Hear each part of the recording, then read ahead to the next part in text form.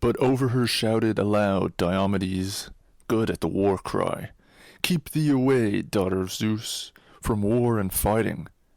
Sufficeth it not that thou beguilest weakling women? But if into battle thou wilt enter, verily methinks thou shalt shudder at the name thereof, if thou hearest it even from afar. So spake he, and she departed frantic, and was sore distressed. And wind-footed Eris took her, and led her forth from out the throng, racked with pain, and her fair flesh was darkened. Anon she found furious Ares abiding on the left of the battle, and upon a cloud was his spear leaning, and at hand were his swift horses twain. Then she fell upon her knees, and with instant prayer begged for her dear brother's horses with frontlets of gold. Dear brother, save me, and give me thy horses, that I may get me to Olympus, where is the abode of the immortals. For sorely am I pained with a wound which a mortal man dealt me, Tydeus' son, that would now fight even with Father Zeus. So spake she, and Ares gave her his horses with frontlets of gold, and she mounted upon the car, her heart distraught. And beside her mounted Eris, and took the reins in her hand. She touched the horses with the lash to start them, and nothing loath, the pair sped onward. Straightway then they came to the abode of the gods, to steep Olympus, and there wind-footed swift Eris stayed the horses and loosed them from the car, and cast before them food ambrosial. But fair Aphrodite flung herself upon the knees of her mother Dione. She clasped her daughter in her arms, and stroked her with her hand, and spake to her, saying, Who now of the sons of heaven, dear child, hath entreated thee thus wantonly, as though thou wert working some evil before the face of all? To her then made answer laughter-loving Aphrodite, Tydeus' son, Diomedes, high of heart, wounded me, for that I was bearing forth from out the way my dear son Aeneas, who is in my eyes far the dearest of all men. For no longer is the dread battle won between Trojans and Achaeans, nay, the Danaans now fight even with the immortals. To her then made answer Dione, the fair goddess, Be of good heart, my child, and endure for all thy suffering. For full many of us that have dwellings on Olympus have suffered at the hands of men, in bringing grievous woes upon one and the other. So suffered Ares, when Otus and mighty Ephialtes, the sons of Alius, bound him in cruel bonds, and in a brazen jar he lay bound for 13 months. And then would Ares, insatiate of war, have perished, had not the stepmother of the sons of Aloeus, the beauteous Eurybia, brought tidings into Hermes. And he stole forth Ares, that was now sore distressed, for his grievous bonds were overpowering him. So suffered Hera when the mighty son of Amphitryon smote her on the right breast with a 3-barbed arrow. Then upon her too came pain that might in no wise be assuaged. And so suffered monstrous Hades, even as the rest a bitter arrow, when this same man, the son of Zeus, that beareth the Aegis, smote him in Pylos amid the dead, and gave him over to pains. But he went to the house of Zeus and to high Olympus, with grief at heart, pierced through with pains, for into his mighty shoulder had the shaft been driven, and distressed his soul. But Paeon spread thereon simples that slay pain, and healed him, for verily he was in no wise of mortal mould. Rash man, worker of violence, that recked not of his evil deeds, seeing with his arrows he vexed the gods that hold Olympus. And upon thee has the goddess flashing-eyed Athene set this man, fool that he is, for the heart of Tydeus' son knoweth not this, that verily he endureth not for long who fighteth with the immortals. Nor do his children prattle about his knees when he is come back from war and the dread conflict. Wherefore now let Tydeus' son, for all he is so mighty, beware lest one better than thou fight against him, lest in sooth Aegialia, the daughter of Adrastus, passing wise, wake from sleep with her long lamentings, all her household as she wails for her wedded husband, the best man of the Achaeans, even she, the stately wife of horse-taming Diomedes. She spake, and with both her hands wiped the ichor from the arm. The arm was restored, and the grievous pains assuaged. But Athene and Hera, as they looked upon her, sought to anger Zeus, son of Cronos, with mocking words. And among them the goddess flashing-eyed Athene was first to speak. Father Zeus, wilt thou anywise be wroth with me for the word that I shall say? Of a surety now, Cypris has been urging some one of the women of Achaea to follow after the Trojans, whom now she so wondrously loveth. And while stroking such a one of the fair-robed women of Achaea, she hath scratched upon her golden brooch her delicate hand. So spake she, but the father of men and gods smiled, and calling to him golden Aphrodite said, Not unto thee, my child, are given works of war, nay, follow thou after the lovely works of marriage. And all these things shall be the business of swift Ares and Athene. On this wise spake they one to the other. But Diomedes, good at the war cry, leapt upon Aeneas, though well he knew that Apollo himself held forth his arms above him. Yet had he no awe even of the great god, but was still eager to slay Aeneas, and strip from him his glorious armour. Thrice then he leapt upon him, furiously fain to slay him, and thrice did Apollo beat back his shining shield. But when for the fourth time he rushed upon him like a god, then with a terrible cry spake to him Apollo that worketh afar, Bethink there, son of Tydeus, and give place, neither be thou minded to be like of spirit with the gods, seeing in no wise of like sort is the race of immortal gods, and that of men who walk upon the earth. So spake he, and the son of Tydeus gave ground a scant space backward, avoiding the wrath of Apollo that smiteth far. Aeneas then did Apollo set apart from the throng in sacred Pergamus, a mountain in Troy, where was his temple builded. There Leto and the archer Artemis healed him in the great sanctuary, and glorified him. But Apollo of the silver bow fashioned a wrath in the likeness of Aeneas' self, and an armour like to his. And over the wrath the Trojans and goodly Achaeans smote the bull's hide bucklers about one another's breast, the round shields and fluttering targets. Then unto furious Ares spoke Phoebus Apollo, Ares, Ares, thou bane of mortals, thou blood-stained stormer of walls, wilt thou now enter into the battle and withdraw this man therefrom, this son of Tydeus, who now would fight even against Father Zeus? Cypris first hath he wounded in close fight on the hand at the wrist, and therefore rushed he upon mine own self like unto a god. So spake he, and himself sate him down upon the height of Pergamus. And baneful Ares entered amid the Trojans' ranks and urged them on, in the likeness of swift Acamas, leader of the Thracians. To Priam's sons, nurtured of Zeus, he called, saying, Ye sons of Priam, the leader of the Trojans, the king nurtured of Zeus, how long will ye still suffer your host to be slain by the Achaeans? Shall it be until such time as they fight about our well-built gates? Lo lieth a man whom we honoured, even as goodly Hector, Aeneas, son of great-hearted Anchises. Nay, come, let us save from out the din of conflict our noble comrade. So saying, he aroused the strength and spirit of every man, and Sarpedon, moreover sternly, chid goodly Hector, saying, Hector, where now is the strength gone that aforetime thou hadst? Thou saidst, forsooth, that without hosts and allies thou wouldest hold the city alone with the aid of thy sisters' husbands and thy brothers. Howbeit of these can I now neither behold nor mark any one, but they cower as dogs about a lion.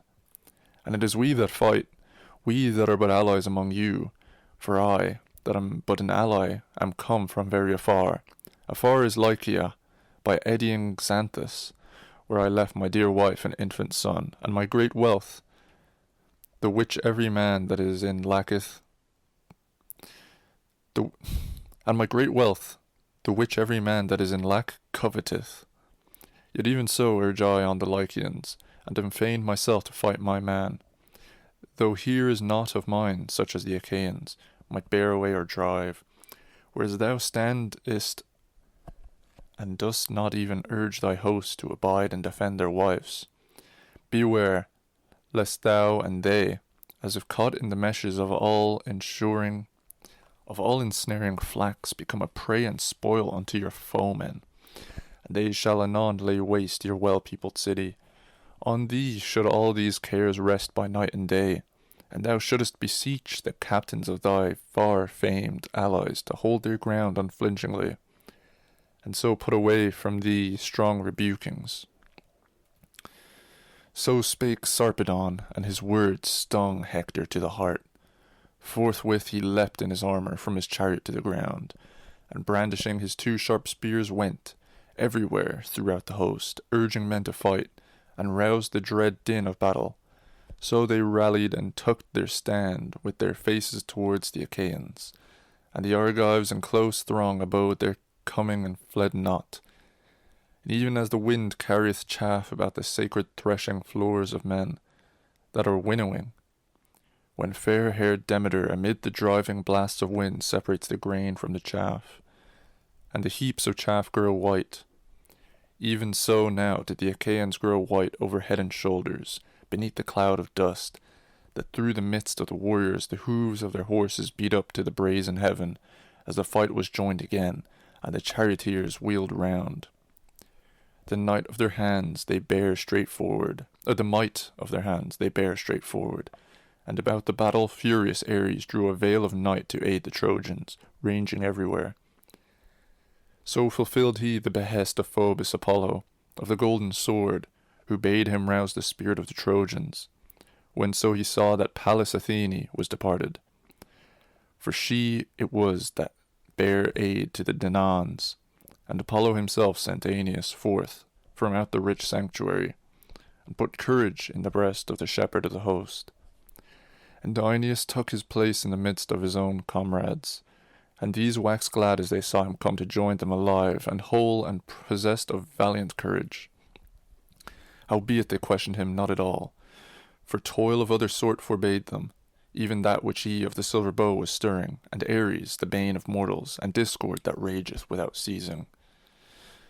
On the other side, the Iantes twain, and Odysseus and Diomedes roused the Danaans to fight. Yet these even of themselves quailed not before the Trojans' violence and their onsets, but stood their ground like mists that in still weather the son of Cronos setteth on the mountain tops moveless, what time the might of the north wind sleepeth, and of the other furious winds that blow with shrill blasts, and scatter this way and that the shadowy clouds. Even so the Danaans withstood the Trojans steadfastly, and fled not. And the son of Atreus ranged throughout the throng, and many a word of command. My friends, be men, and take to you hearts of valour, and have shame each of the other in the fierce conflict. Of men that have shame, more are saved than are slain. But from them that flee cometh neither glory nor any avail. He spake and hurled his spear swiftly, and smote a foremost warrior, a comrade of great-souled Aeneas, Deicoon, son of Pergasus, whom the Trojans honoured even as the sons of Priam, for that he was swift to fight amid the foremost.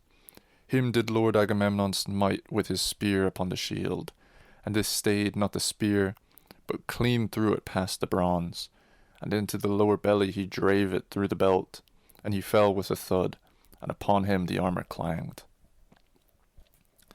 Then Aeneas slew 2 champions of the Danaans, the sons of Diocles, Crethon and Orsilochus, whose father dwelt in well-built Pherae, a man rich in substance, and in lineage was he sprung from the river Alpheus, that flows in broad stream through the land of the Pylians, and that begat Orsilochus to be king over many men. And Orsilochus begat great-souled Diocles, and of Diocles were born twin sons, Crethon and Orsilochus, well skilled in all manner of fighting.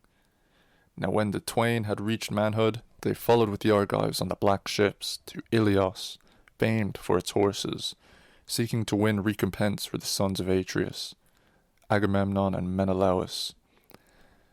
But their own selves in that land did the doom of death enfold. Like them 2 lions upon the mountain tops are reared by their dam in the thickets of a deep wood.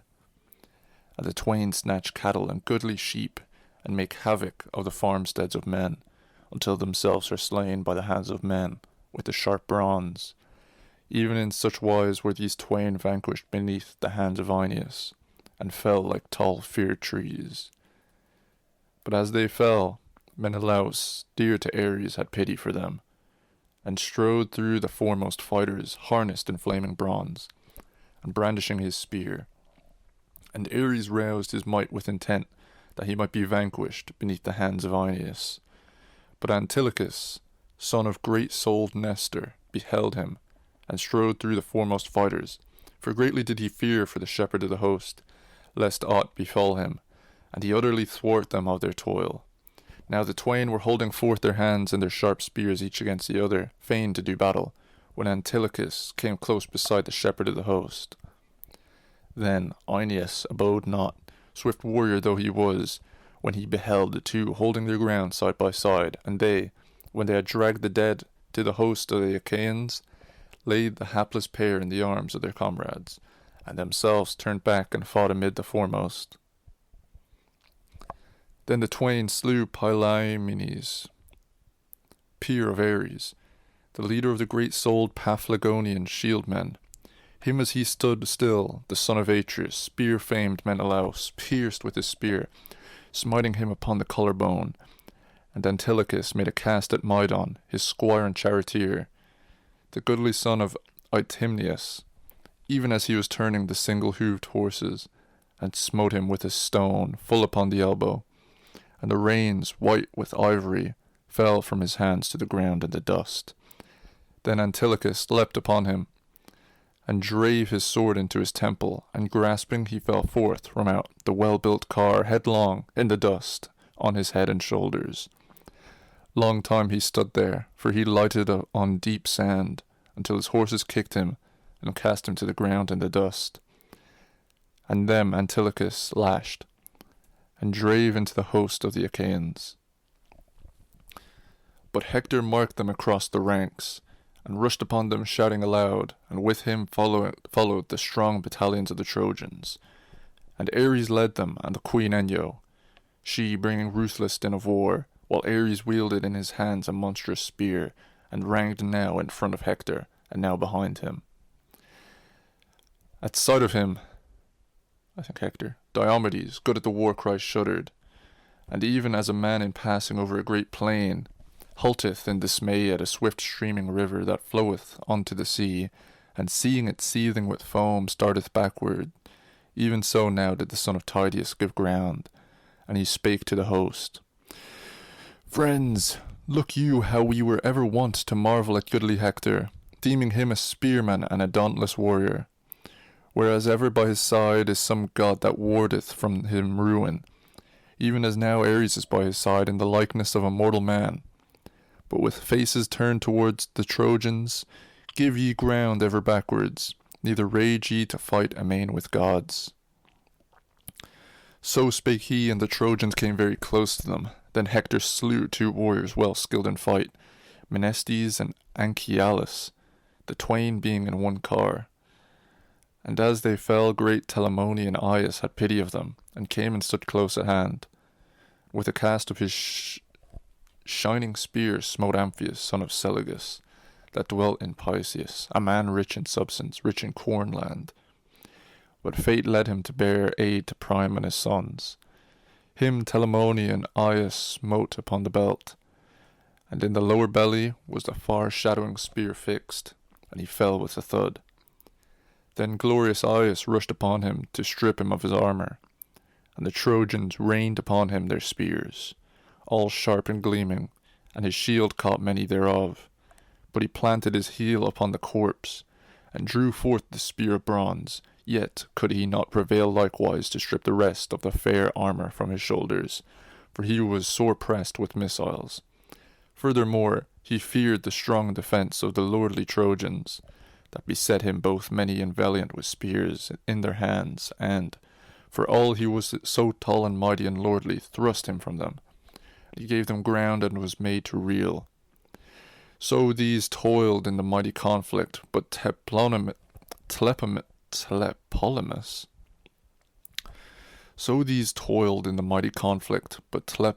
son of Heracles, a valiant man and tall, was roused by resistless fate against godlike Sarpedon. And when they would come near, as they advanced one against the other, the son and grandson of Zeus, the cloud-gatherer, then Tlepolemus was first to speak, saying, Sarpedon, counsellor of the Lycians, why must thou be skulking here? that art a man unskilled in battle. They speak but a lie that say thou art sprung from Zeus that beareth the Aegis, seeing thou art inferior far to those warriors that were sprung from Zeus in the days of men of old. Of other sort men say was mighty Heracles, my father, staunch in fight, the lion-hearted, who on a time came hither by reason of the marks of Laomedon, of the mares of Laomedon, with but 6 ships and a scantier host, yet sacked the city of Ilios and made waste her streets. But thine is a coward's heart, and thy people are minishing. Minishing. Never heard that. In no wise, methinks, shall thy coming from Lycia prove a defence to the men of Troy, though thou be never so strong, but thou shalt be vanquished by my hand and pass the gates of Hades. And to him Sarpedon, captain of the Lycians, made answer, Tlepolemus, thy sire verily destroyed sacred Ilios through the folly of the lordly man, Laomedon, who chid with harsh words him that had done him good service, and rendered him not the mares for the sake of which he had come from afar. But for thee, I deem that death and black fate shall here be wrought by my hands, and that vanquished beneath my spear thou shalt yield glory to me, and thy soul to Hades of the goodly steeds. So spake Sarpedon, and Tlepolemus lifted on high his ashen spear, and the long spears sped from the hands of both at one moment. Sarpedon smote him full upon the neck, and the grievous point passed clean through, and down upon his eyes came the darkness of night, and enfolded him. And Tlepolemus smote Sarpedon upon the left thigh with his long spear, and the point sped through furiously and grazed the bone, howbeit his father as yet warded from him his destruction. Then his goodly companions bare godlike Sarpedon forth from out of the fight. The long spear burdened him sore as it trailed, but no man marked it or thought in their haste to draw forth from his thigh the spear of ash, that he might stand upon his feet, such toil had they in tending him. And on the other side the well-grieved Achaeans bare Tlepolemus from out of the fight, and goodly Odysseus of the enduring soul was ware of it, and his spirit waxed furious within him, and he pondered then in heart and soul whether he should pursue further after the son of Zeus that thundereth aloud, or should rather take the lives of more Lycians. But not for great-hearted Odysseus was it ordained to slay with the sharp bronze the valiant son of Zeus, wherefore Athene turned his mind toward the host of the Lycians. Then slew he Corianus, and Alistair, and Chromius, and Alcandrus, and Halius, and Noaemon, and Pretinus, and yet more of the Lycians would goodly Odysseus have slain, but that great Hector of the flashing helm was quick to see, and strode through the foremost fighters, harnessed in flaming bronze, bringing terror to the Danaans. Then, glad at his coming was Sarpedon, son of Zeus, and spake to him a piteous word. Son of Priam, suffer me not to lie here a prey to the Danaans, but bear me aid. Thereafter, if need be, let life depart from me in your city, seeing it might not be that I should return home to mine own native land to make glad my dear wife and infant son. So spake he, yet Hector of the flashing helm spake no word in answer, but hastened by, eager with all speed to thrust back the Argives, and take the lives of many. Then his goodly comrades made godlike Sarpedon to sit beneath a beauteous oak of Zeus, that beareth the Aegis, and forth from his thigh valiant Pelagon, that was his dear comrade, thrust the spear of ash, and his spirit failed him, and down over his eyes a mist was shed. Howbeit he revived, and the breath of the north wind, as it blew upon him, made him to live again, after in grievous wise he had breathed forth his spirit. But the Argives before the onset of Ares and Hector harnessed in bronze neither turned them to make for the black ships, nor yet could they hold out and fight, but they ever gave ground backward when they heard that Ares was amid the Trojans. Who then was first to be slain, and who last by Hector, Priam's son, and brazen Ares? Godlike Teuthras, and thereafter Orestes, driver of horses, Trecus, spearman of Aetolia, and Oenomaus, and Helenus, son of Oenops, and Oresbius with flashing taslet, he that dwelt in Hyle, on the border of the Cephisian mere, having great care of his wealth, and hard by him dwelt other Boeotians, having a land exceeding rich. But when the goddess white-armed Hera was ware of them as they made havoc of the Argives, in the fierce conflict, forthwith she spake winged words to Athene. Out upon it, thou child of Zeus, that beareth the Aegis, unwearied one, verily it was for naught that we pledged our word to Menelaus, that not until he had sacked well-walled Ilios should he get him home. If we are to suffer baneful Ares thus to rage, nay, come, let us twain likewise bethink us of furious valour. So spake she, and the goddess flashing-eyed Athene failed not to hearken. Then Hera, the queenly goddess, daughter of great Cronos, went to and fro, harnessing the horses of golden frontlets, and Hebe quickly put to the car on either side the curved wheels of bronze, 8-spoked, as in spoke like a spoke and a wheel, 8-wheeled, about the iron-axled tree. Of these the felloe verily is of gold imperishable, and thereover are tires of bronze fitted, a marvel to behold. And the naves are of silver, revolving on this side and on that, and the body is plated tight with gold and silver thongs, and 2 rims there are that run about it. From the body stood forth the pole of silver, and on the end thereof she beyond the fair golden yoke, and cast thereon the fair golden breast straps. And Hera led beneath the yoke the swift-footed horses, and was eager for strife and the war cry.